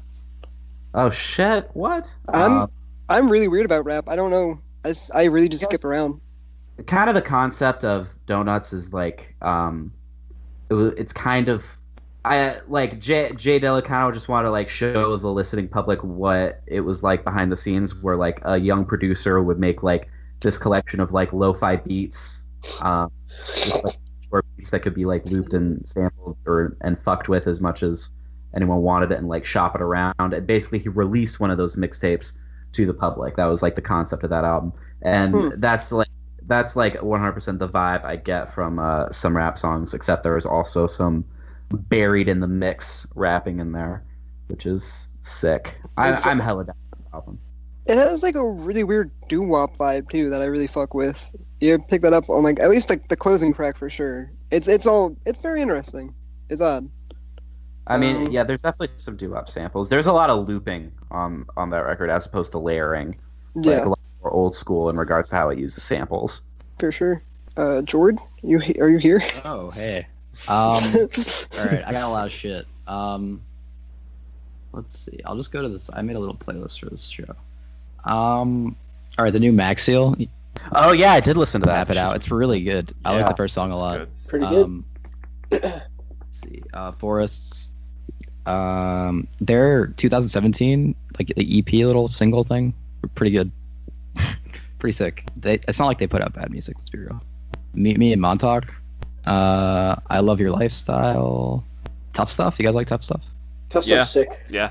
Okay, good. I feel like stuff a lot. no one's hip to Tough Stuff. It's like one of my favorite bands. Every time I talk about it, I get like the silence, and I'm like ashamed. They're broken up, right? Yeah. Been that way they for a broke while. up. Yeah, for a while ago. Let's see. I got some deep cuts here. Let's see. King Sad by King Medicine. It's like the solo acoustic project of the singer from Camping in Alaska. Oh. Okay. Yeah, it's really, really good. She keeps her kings in the back row, especially banger song. Oh, sick Catcher in the Rye reference, by the way. Yes. Yeah. And then Running Shoes. Yo. I listened to their EP like on repeat. It's so good. They're a really good Yo. band. Are y'all hip to American Spirits yet? Yeah. Yeah. From Chillwave's channel. That's how I found out about them. Yeah, I didn't get to listen. I actually planned on doing it after this podcast. I'm I saw in like a Discord tweet with about it. members. They're hella cool. Yeah. And then, oh wait, I got the last one. Okay. Shady Nasty. I don't know if you guys know about Shady Nasty. I know the reference. Shadynasty? No, Shady Nasty. Shadynasty. No. We put out the Carl thing. Their first project is like this chiptune emo punk core, Nintendo Core? kind of, but it's more hard than that. It's not So like is it it's like not as what was that band? Nintendo Core is Crying? hard. it's like Crying? Matt the band, but harder. Like You mean Horse the Band?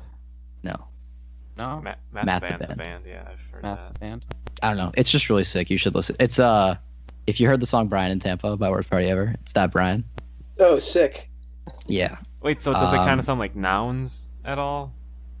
Oh, I don't know what that is. How do you not? Okay. You don't know Listen to nouns? Wait, maybe I do. I don't know. Shit. I'm feeling Called out. attacked. Called out. Are you at least familiar with adjectives or verbs?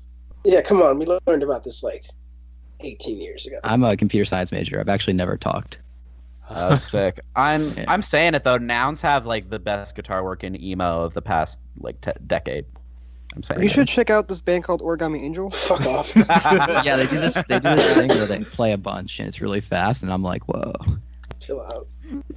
The song you played at the house, Ryland, Which one? that shit had me like mouth agape for the entire thing. Origami Bagel. Fuck. Is that a bleep? Nah, fuck it. The people can know. They can hear. People can know. Yeah. They'll know soon enough. Yeah. Stay tuned. That shit's fire. I didn't want to say Origami Angel, but like I listen to Quiet Hours like very often. Dree, what's wrong with you? Oh, I also listen to Future Teens. Forgot about that one. Future Teens is cool. Yeah, Future Teens is cool. I like that band. I definitely have Origami Angel on all my playlists, so Yeah. Oh, thank you so much. keep it real. Stars Hollow. I've been listening to Stars Hollow. I didn't put that in there. Ooh, Sick. Dogs on Acid. Good. Let's see. Yeah. We have nothing to do with Stars Hollow. no. at all. I'll never That have them on sounds this podcast. suspicious. Jordy actually invented Star Hollow.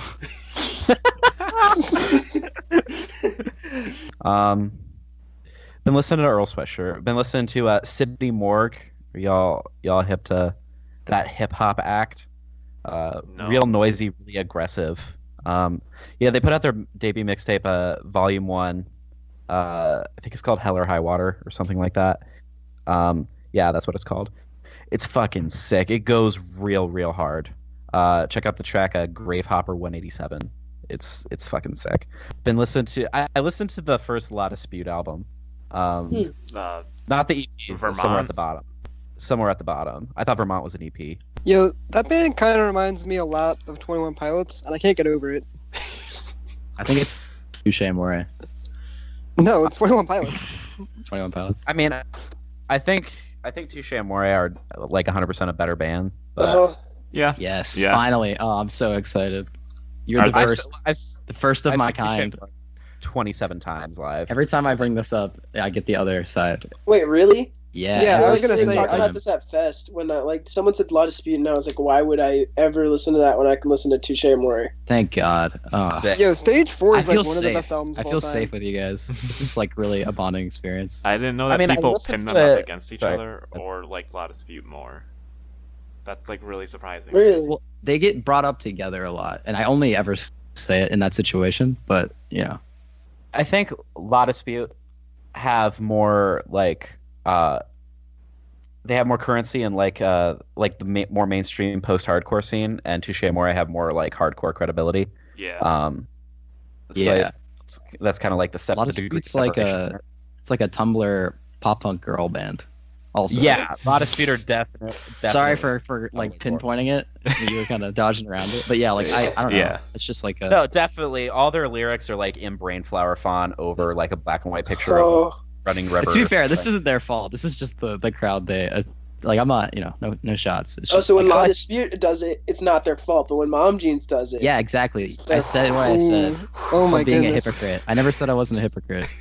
I mean, so I saw this Vice write-up that was like somewhere at the bottom of the river is like an unsung classic from the year 2008, and I went back and listened to it. Unsung? Yeah, I was like, this is still just okay, and it's definitely not unsung. No. Like They're literally it has singing. its critical acclaim. Yeah. That's fucked. Of Yeah, course. that was a course whack ass, Noisy. right? Wait, was it Noisy or Vice? That's the Noisy same, Who cares? Same. It's all the Wait, same. what? same thing. It's all the same garbage. No, It's they're all the same literally, white it's and literally the music section of Vice. Yeah. Oh, I didn't know that. Yeah, Vice kind of sus. I don't know. Spotty. Vice is sus. It was co-founded by a Nazi. Yep. Yeah, McKenna's baby. Yeah, I was listening to an old Boston hardcore band, Suicide File. Real good, like rock and roll hardcore. I've been listening to the new Drug Church, as Kyle urged me to do. I'm seeing him next Friday. Fuck you. Not with Gouge Away, which is like the third that time sucks. that I've missed Gouge Away I forever. love Gouge Away so much. They're I- from like I right just- down where I'm at. I vastly prefer their first record, but their new record is still really good. I'm a vegan, so anytime there's an album with a nice vegan pep talk in the middle. I just went and saw Every Time I Die. They're doing that tour with Turnstile, Vane, and Angel Dust.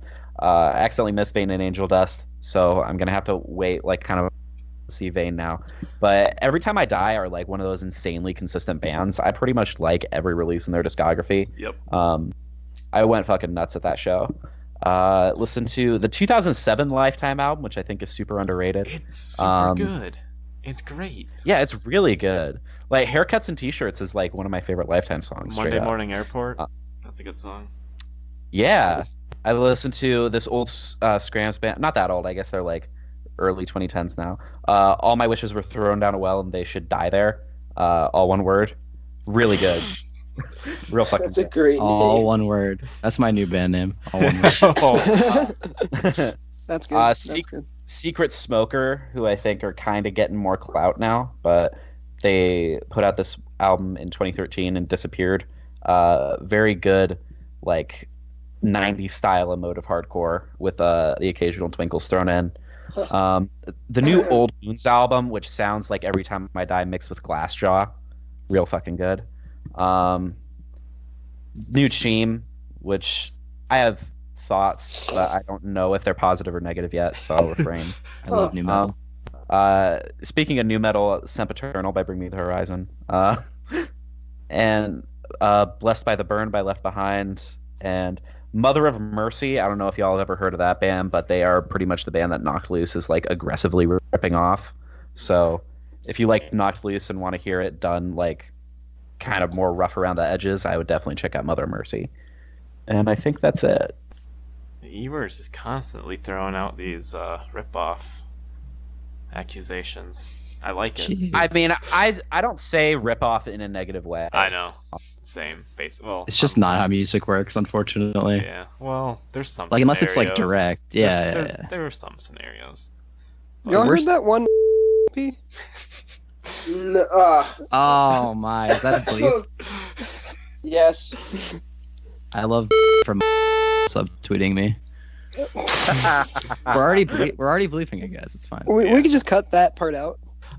So let's talk about some news. Yeah, thank God. Yeah. This is a great episode, I will say. So the biggest news of the past couple episodes has been the Algernon Cadwallader thing that happened.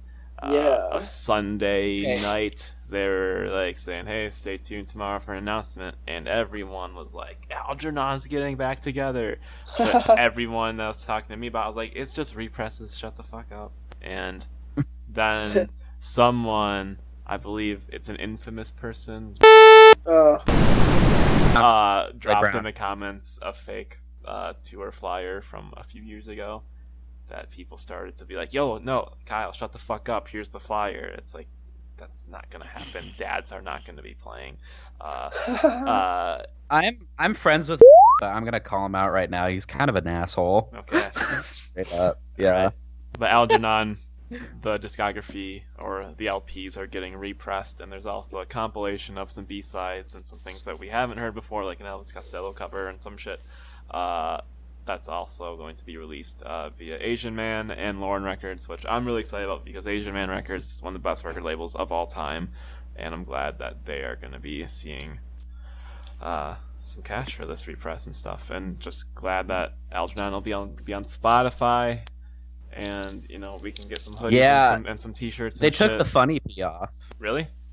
Yeah, they took the fun EP off, so Okay. I can only imagine like it's all gonna be in the one big compilation, right? So yeah. Listen, Kyle, all I'm saying is we talk about Algernon and Mineral at length in that last episode, Yeah. and next thing we know, big news comes out about both of them. That's all I'm saying. Yeah. That's all I'm fucking saying. We hear. love I Mineral. mean, the E-Horse just planting seeds. I mean, all we have to do is mention at some point in this episode, and Oh thank my God. fucking God! Oh wait, I might have some. yeah, no, I think everyone might know Yeah, that. everyone here is very aware of what's happening. Yeah. Wait, really? Yes. Oh wait, I think. I'll type it. Oh wait, we can bleep it out. Can we bleep it? Yeah, we can believe. You know that they were like. Already So- killed the momentum of that. No, that was really funny how everyone was like aware of different things, I guess. But yeah, so Yeah, we all kind of came together. We all had like an eighth Yeah. of the story. so Algernon not reuniting. But You saw that thing on Facebook where they were like 2020 reunion, maybe? Yeah, I'm sure they just did that to stir the pot a little bit. But Yeah. we're all stoked about Algernon being readily available again. I'm Yeah. assuming. No, I'm angry Oh, about yeah. it. I'm Yeah, furious. I kind of just want that shitty music off of Spotify. Hey. Say Yeah, that. I'm really stoked to be able to clear up those like 200 megabytes on my phone when it's on Spotify. That's basically the reason I run a label, so I don't have to use Bandcamp. Fuck. If I see one more broken heart, if I see one more broken heart from Bandcamp, I'll fucking throw something. Please give us your money. Cool. Nothing else about Algernon then. We have a new Mineral 7-inch or 10-inch with 2 songs coming out, and they are doing a 25th anniversary reunion tour. I mean, they reunited for like 5 years. I mean, they reunited 5 years ago, but they did a lot of festivals and shit, so they're playing like clubs and stuff. I ordered the book /10-inch / tickets to see them in Chicago. I'm hyped. I'm gonna see Mineral. I've never seen Mineral, and it's like the new song is actually really fucking good, and that's surprising. Yeah, I was expecting it to be like really boring, like End Serenading was, but it's fucking sick. Guess what date that the Austin show falls on? Valentine's Day. Mineral. Valentine's Day. That's what me and my gal are doing. Aw. Oh, I got to see Mom Jeans on Valentine's Day. Oh, that's lame. Fuck you. Jeez. Tough crowd. I'm kidding. I know. It's cool. I'm sure Kyle would also pick Mineral over Mom Jeans if past anything to go by. Oh, are you talking I would about not. to the time I dramatically deleted my Reddit account because Mom Jeans beat Mineral and March Sadness? Yes, I am Pork Dad, famous R emo user Pork Dad. Yeah, not much to say about the new Mineral aside from the fact that like it slaps. I didn't order the book though. I mean, it was outrageously priced, but it was like cheaper to get tickets, book, and 7 and 10-inch. Why the fuck are they doing a 10-inch? Just because it fits in a book? That's got to be it, right? Yeah, at first I thought just because the fucking song's so long, but no. I think so. I think 10 inches can hold like 20 minutes of music. I mean, well, the new song's like 8 minutes, right? Yeah, it's something like that. Wait, that would be more than one side on the 7-inch though. Then. Yeah. So that's probably why. Are you young people excited about Mineral reuniting? I don't give a shit about that band. Yeah, don't mean to be like I respect Mineral a lot, like, and I, I've listened to them a little bit, but I don't really care. I guess. Yeah. Is how you would say it. Big I'm fan. fucking Ryland out here being like, yeah, Mineral was a pretty good Super Nintendo game, I guess. Like, Oh my god, yeah. The graphics just aren't very good anymore. Minerals. How can I go back? Minerals are like kind of necessary to the earth, to have, but like, Jesus Christ, Mer- I guess they're cool. They seem a little archaic to me though. So unrefined. But yeah. Oh God. I like Credit them, for but I won't unrefined see pun. them. I don't think anyone gave you props for that unrefined pun. I thought that was good. It was good. That was good. So I don't think that it'll affect me, but pretty cool. I like them, but I'm not gonna Glad go for see them or buy their stuff. Yeah, something that will affect you children. Oliver Houston.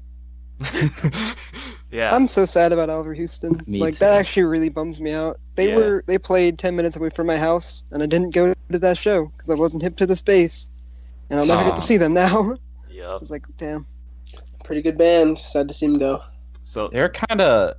Sorry, go ahead. they were like teasing that they weren't gonna make music or play shows anymore, and then they like dipped this week and dropped like the rest of the music that they had recorded. I think it's called Mixed Reviews. So Yep. That's a really good album name. I know. Yeah. Yeah. Yeah, the album cover is really cool too. The lyrics are really good. There's like a lot of whatever works callbacks in there. I was gonna say I feel like Oliver Houston were like one of the last old school Twinkle sounding bands to get really big. Yeah, What do like you mean all the by bands old that are getting school? Twinkle. well, not old school Twinkle. I mean like that 2008 to 2012 Yeah. Twinkle sound. For sure, like a grown-ups kind of wiry sounding guitar shit. Yeah. Yeah, Grown Ups, High Tide Hotel, etc. Yeah. It's like bubbly. I like the sound. It's very poppy. Mhm. Mm-hmm. Yeah, but I feel like it was really it was kind of anomalous for that band to get popular when all the bands getting popular around them were going in a much more contemporary direction. So props to them. I guess it's songwriting. They have really good songwriting. Yep. Yeah. Yeah, some of their riffs just The riffs are stick in my head for days. Like Yeah. the bass riff on oh shit. boo-doo, Uh, boo-doo, boo-doo. That one. That's Yeah. the one. Yeah. I Yeah. don't know that song title. Oh, I have to know. Long night, something, something, something. In some long johns. Something Eat a about bagel, something. Yeah, bagel. People are screaming at their speakers right now, the song title, but I'm not gonna. No, don't give it to him. I'm actually I'm gonna not look gonna it up and just hold it. Actually, name like the title of this podcast should be blah blah blah. By Name this Houston. Oliver Houston song. Done. Top 10 Oliver Houston songs. Watch You won't Mojo. believe number 10. Watchmojo.com. Watchmojo.com. Top 10 Oliver Houston songs. So I think it's called. I should just say. You should bleep it out. Whatever I say. I am. You should. I should just say the wrong name. Just say anything. It's Tom called Quad, The right? Boy. Yeah, it's called. Yeah, it's Tom called- Quad? Yeah, Bernie. Just said it. it's faux. Let's keep right? it. Don't Faux? don't Faux? tell us. Faux? Never meant. You got a lot of bleeping to do. This is like I'm the worst. The title of the podcast actually should be "Never Meant" by Oliver Houston. Yeah. Never meant featuring Lil Wayne by all abbreviation. Featuring Little Peep. Featuring Mom Pants jeans. Cutting social commentary. I know. I'm actually the first one to talk about how the names are similar between bands recently. Thank God. Yeah. God bless Alright. you. Everyone was We thinking gotta- it, but no one was saying it. Yeah, I'm saying some Trump shit. Jesus Christ. You're the speaker of the truth. Speaking of speakers of the truth, Oh my fucking god. All right, everybody. I hope you're as stoked as I am. Uh-oh. oh, I think I know where this is going. Here is what I think is the greatest return in podcast history. We are now introducing the season 2 premiere of Nick Watch. Top 10 anime comebacks. Yeah. Oh, fucking Nick Snafferty over here. Oh, man. All right, so everybody sit down. Get You close to wanna- your speaker. Kyle, do you want to catch us up first on where Nick Cafferty was at before I jump into my thing? Because there's a new thing. Well, you mean how McCafferty broke up dramatically and stuff and had a meltdown Well, yeah, in subreddit, but I was looking at what exactly happened from the McCafferty Facebook page, at least. I don't know if it was elsewhere. There was a screenshot posted of an email thread with members of McCafferty, and they were like, "You guys ready to record? I got some new songs and stuff like that." And then it's like, "Oh, new music coming soon." And then the next update was that Nick posted a selfie video of him and, you know, just looking all fucking clean in a fucking suit and tie, actually. Talking about, hey, this new music stuff, like, it's not gonna be McCafferty. It's me and my wife and Wesley. I think that's a drummer or something. And, you know, we're like doing this, but, you know, we don't like care. Like, we don't want to be like criticized, basically. So basically, we're not allowed to have opinions about this new not McCafferty music. And that's basically the update, is that there's new music coming from Nick Cafferty, his wife Wesley, and I don't know who else, but we're not allowed to talk about it. Okay. Okay. Wesley. Yeah. All right, that All right, ends and that segment. Cool. Well, Yeah. let me leak some secret information. Nick Cafferty directly messaged the mods of our emo. Yeah. So, spoiler alert, McCafferty, any mention of the band McCafferty is now like auto banned in the subreddit. Like anytime anytime someone types the name, it's getting like spam filtered out. What That's about fucking McCafe funny. tea? That's beautiful. Oh yeah, you can pun all you want. I don't fucking care. Okay. Wait, So- do you ban McCafe tea? McCafe tea, I feel like that was my thing. Like, I feel like I tweeted that. That does seem like a round thing.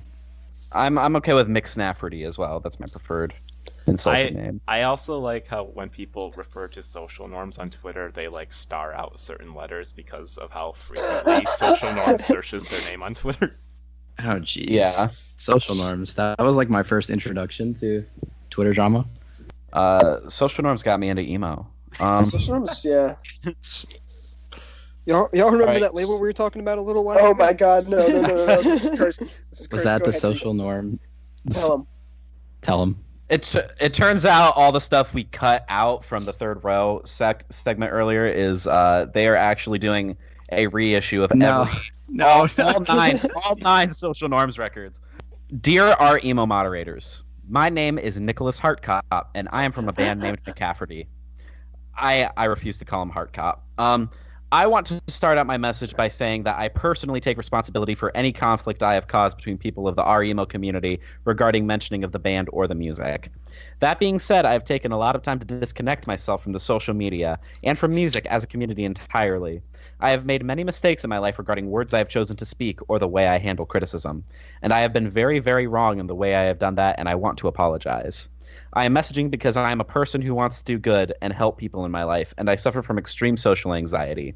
I am also a lover of music, and it has become extremely difficult for me to enjoy going on the our emo community because every time I see a post that mentions McCafferty, nothing in the post has to do with my music, rather my character. Rumors have gotten out of hand, and people continuously post false information about me, and it really has done damage on my spirit and self-esteem. I have been trying to move away from music entirely and start a career and settle with my wife. And the toxic nature of the comments and interactions between people spreading false information keeps me awake at night. I am messaging to ask if it would be possible to permanently delete mentions of McCafferty or to add it to the banned list of bands because I have no interest in growing the music or becoming an active part of the music scene. I have been thinking about this heavily each and every day. It weighs on me. I want to see if there was a way I could work with you to reduce the toxicity I face regarding the McCafferty name. And it continues on in that vein. I just looked it up. It's a long message. The final Nick Watch segment of season 1, at least, was only 4 episodes ago. So that motherfucker did not take a long time away. Yeah, there was not a media. hiatus there. No.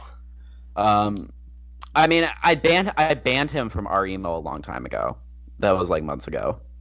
Back in May. But yeah, I mean, there's not rumors that have gotten out of hand though. Like that is a fact. I saw you deliberately misgender Alex from Chatterbot. Yeah, that was really fucked up. Times. And I saw you when people called you out about that, call them like bullies and SJWs. Yeah. And then wasn't there a whole like really weird use of someone's mental health predicaments in one of his arguments against someone?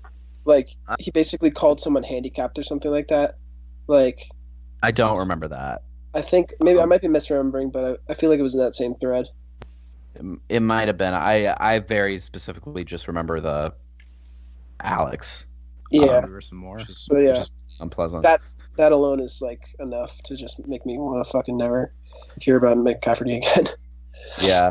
So we decided to fucking like relent and ban all mentions of McCafferty in the sub, but not because he wants us to, but because I don't want any fucking discussion of him or his band in the subreddit ever again. So congrats, a win-win situation for all of us. I don't like that guy. That guy's mean. He told me to kill myself. Yeah. Jesus. I was Yeah, gonna that bring was- it up. Christ. Yeah, that was a good time, Drew, wasn't it? That Yeah. was like about a year ago from now. Yeah. That's when I first met you guys. Really? Sick. Back in the day. So, do you think new Nick music is gonna get anywhere? I mean, that like fan base is basically like a microcosm of like a brand new fan base where they So, will, did like, you know? I'm sorry. I didn't mean to cut you off. I just cut you off in the middle of that. But, like, I literally, like, 2 days ago, my friend sent me a TikTok. I hope you know what that is. Yeah. Of, like, a McCafferty song. Unfortunately. And it blew my mind. I literally exploded. I was like, what the fuck? I was, whew. Yeah, there's like I just couldn't believe it. Dream Man said, "Fuck McCafferty." Yeah. McCafferty man said fucked up shit. They're really popular. I had no idea. I just checked their Spotify. yeah, they're Yeah, there's Like, what the fuck? Lots of listeners. like Kinda weird. I don't know if new music divorced from the McCafferty name is gonna That's true. gain any traction, because like the cult surrounding McCafferty is surrounding McCafferty. I don't know if they'll have like any interest in his new music, and probably because like there's now going to be a huge lack of publicity surrounding it as well. Like a lot of people probably aren't going to be aware of it. mm-hmm.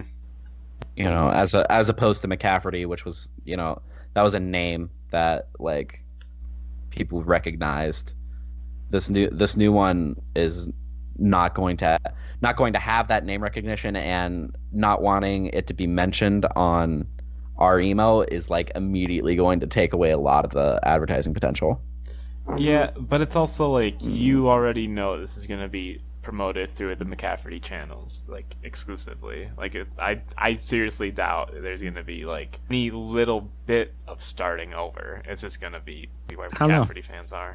Oh yeah, I'm sure in like 3 months it's gonna be. We have decided to continue under the name McCafferty. We're sticking with us through blah blah blah blah. Yeah. They released a 33-song album. I'm just in shock looking at this. Oh my god. What the fuck is that? I thought it was that was a compilation. Oh, are they on a was compilation? that like Yarns or something? Let me check. No, I mean I thought that was like a compilation of all their old music. Oh, Yeah, Sum of All Fears. How old is old? Is this like not Spotify music? Like I mean pre- they go back to like 2008, right? They go back. Jeez, I didn't know that. Yeah, what the fuck? Yeah, it was like a little early. bit. Was it always in the vein of another band? Yeah. It was always. front Okay. box. Okay, I just want to make sure. So, I don't want to do a direct call out, but yeah. So Nick is like old. Yeah, he's been wearing the mask for a while. As Elliot said, this man's age starts with a 3. Like, yeah. That's Um, fucking wild. Yeah, you gotta tell people with the 1 to kill themselves. How What? fun. That's what he did. He's stupid. I hate him. I really don't like McCafferty. Hey, all Sam. right. Sick. Let's move on. So I don't even know. I didn't look into this very much at all. But like the You Blew It bassist slash. I balance and also did composure. not look into this very much. Man, I that- know enough. I was just gonna say also did not look crazy deep into that, but from the surface, that looks fucking awful. Like, and it's shitty, and it's like I don't know. I'm not a crazy, huge fan of either of those bands, so it's not like. But it's just like why? I know a lot of people look up to both of those bands, and that person, it's just like what the fuck, like. Well, I mean, they're not actually in Balance and Composure. They played bass for one show. Oh, One it's just one show? show. Okay. Yeah, they were just a fill-in for one show. That's it. Oh, okay. Well, people made it out to seem like. Yeah. Yeah, he was like a member or something. No, he was a member Okay. of You Blew It though. Well, still, But, regardless. yeah. We actually met him at Fest, and it's like the craziest thing. Because like the scariest part is that he was like normal and charming, and it just fits exactly like what the post said. Yeah, that's part of the post. If you read it, it's like Yeah. I mean, that's it part talks of any about how, user. yeah, of course, but like she says like don't trust him. He may be very charming on the outside, and it's like Jesus Christ. We were just like I don't know. We had like this fucking hour conversation with this guy. Yeah. And I don't know. It made me nauseous. Yeah, I've been like experiencing something similar lately, but it's I don't know. It's crazy. It's real. Yeah, it kind of just like makes you feel real angry and like sick to your stomach. It's kind of also like it's like unsafe. It's like right under your nose, kind of. Mm-hmm. Like yeah, it's like that feeling. Have you ever like had like seen like your little brother almost get hit by a car or something? Yeah. Yeah, something like that. Like it's that kind of feeling, for sure. The band hasn't addressed it, have they? I was just gonna ask, did either The band's bands- done. Well, Bands- Well, I mean- wait. Did the American football reunion show happen? I mean, You Blew It. We're opening for American football. They're still done. I'm pretty sure. Okay, but But the shows happened in September, right? Oh yes, oh, they haven't. okay, those already happened. Okay. Yeah. No one from that band has acknowledged it, to my knowledge. I haven't looked. I mean, we can look. But do you feel like if someone is in a band that the other band members, after a long enough time, should be aware that they're a creep? Wait. Like, do I you don't think that's know. something that's like that, like kind of like happens like naturally? Well, I think you just have to believe the people. Like you just have to assume that they're well, being like Obviously, yeah, not 100%. just like the band members. Like that's like I mean, it sucks that you have to do that, and it's like I'd love it to be as simple as like thinking that you always know, but you just have to believe that they're not lying. I don't know. There's nothing else you can do. Yeah, and also, just because the band's broken up doesn't mean that they can't address. what That's happened. true too, of course. You know, yeah. because when the shit went down with Zach, like Expire, who had already been broken up for like a while, still all the members came out and denounced him. Oh, I think they should. I didn't. I don't know. I don't think. Also, I don't like- think we ever talked about Mississippi. Oh, Yeah. wow. What's this? Jeez, that was crazy. That was just a thing. A That big was old handled- thing. That was handled really well. That was happened? handled pretty cleanly.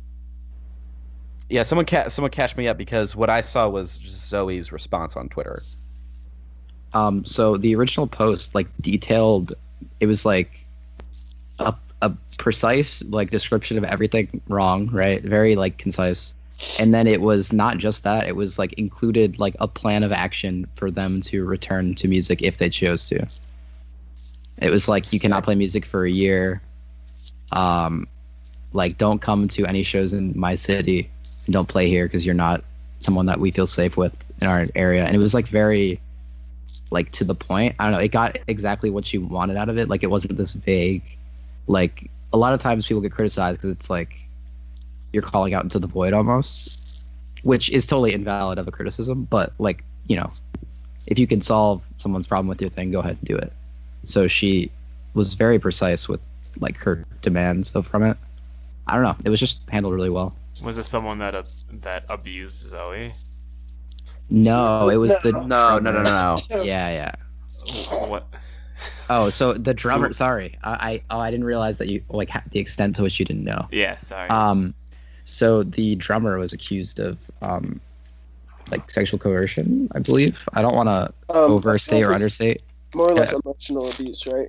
Yeah, Yeah. and also I think it was like, yeah, I would just call it, I think, an abusive relationship. Just keep it like that. And it was like repeatedly over multiple times in person, stuff like that. Oh, yikes. Yeah.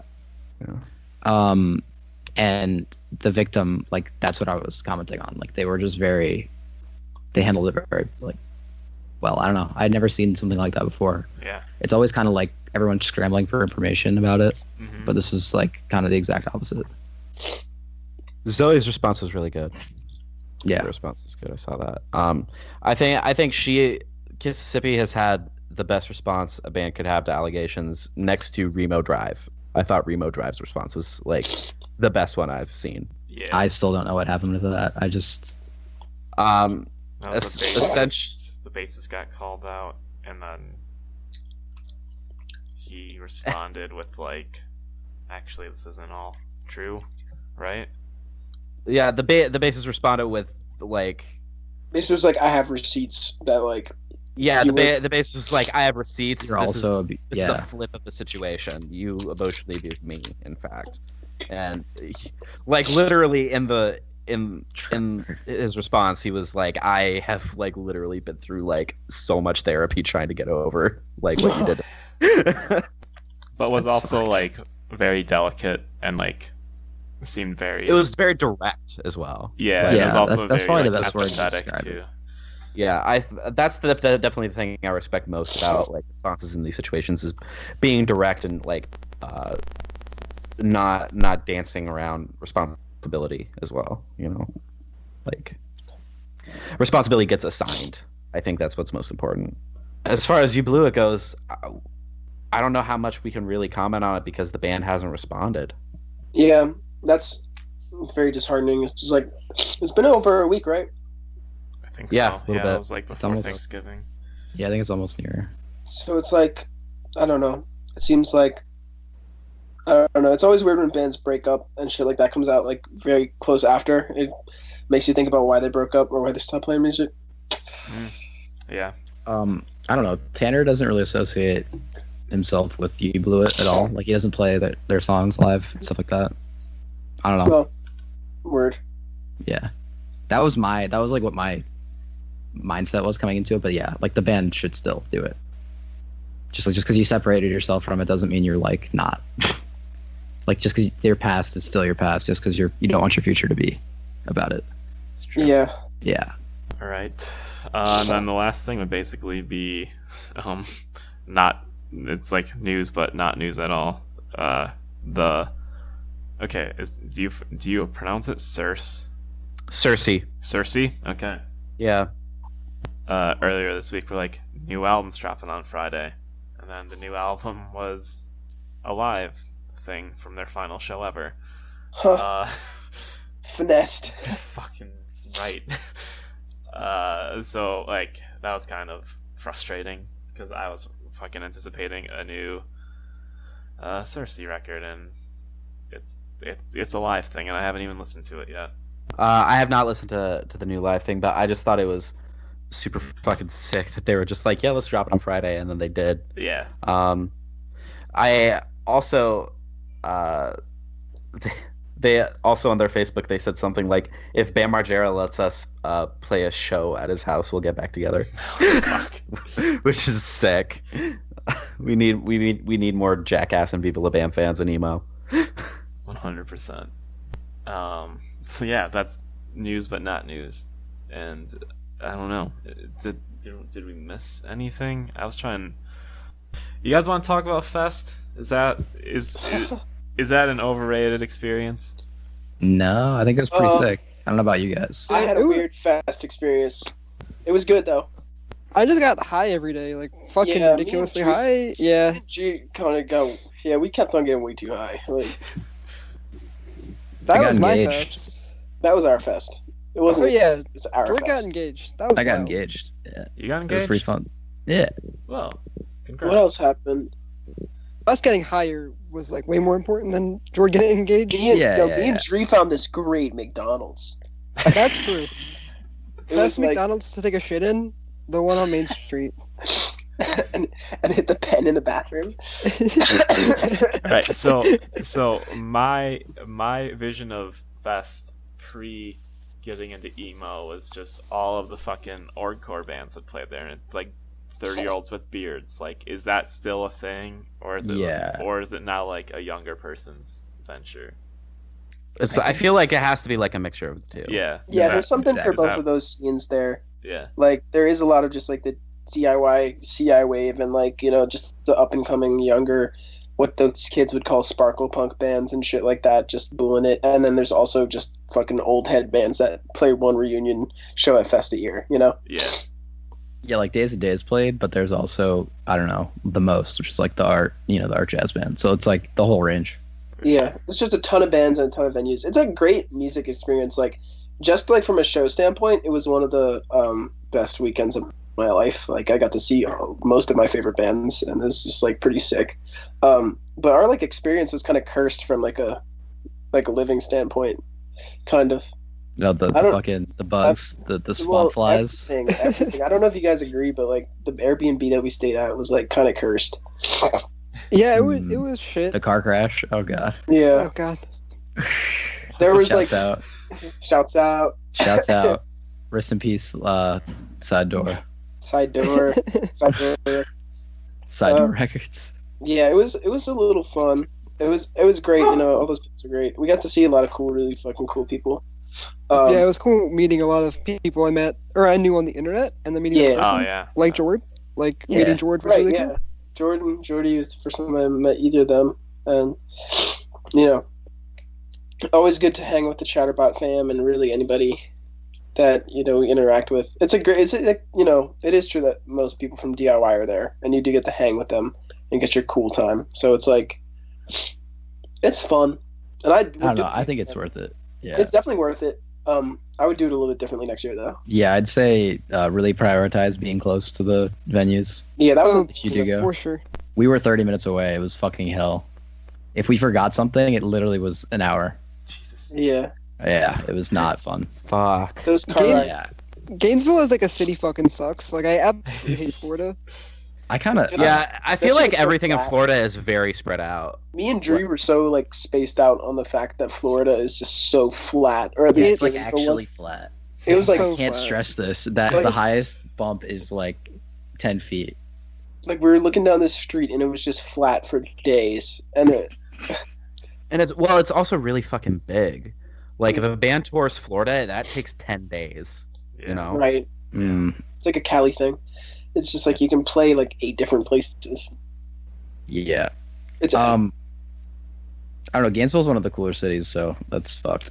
I like Is Gainesville, it- though. is I it think if you really? had well, to be fair, you had like this like overcrowded shit experience. It's normally not like that. It's kind of That's chill. true. I feel like That's I fair. liked it though. Like I liked Gainesville. No, I liked liked it for both. Yeah. it was a lot Isn't warmer Fest than DC.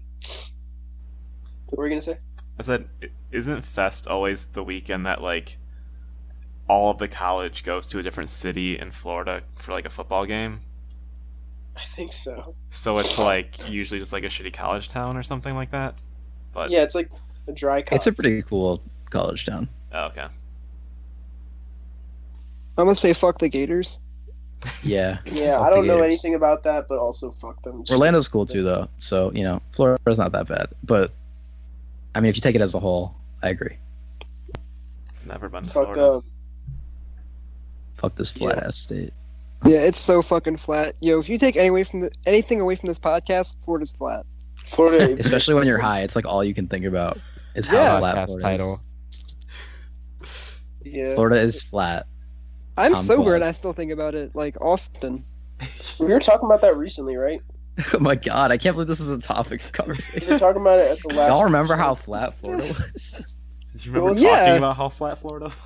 You remember talking about it? It's like Do you remember when we went on the E-word and talked about Florida being flat and how we talked about that?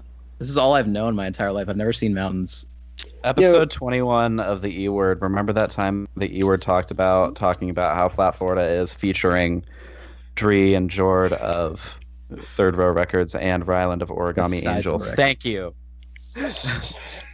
end That was a- scene. That was impressive. That was a mouthful. Okay, so let's actually wrap this up. If you guys want to Bet. drop your ats and where people can find your records that you're releasing and also creating.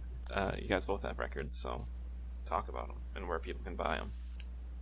At Third Row Records on Twitter. thirdrowrecords.limitedrun.com for tapes. We have both.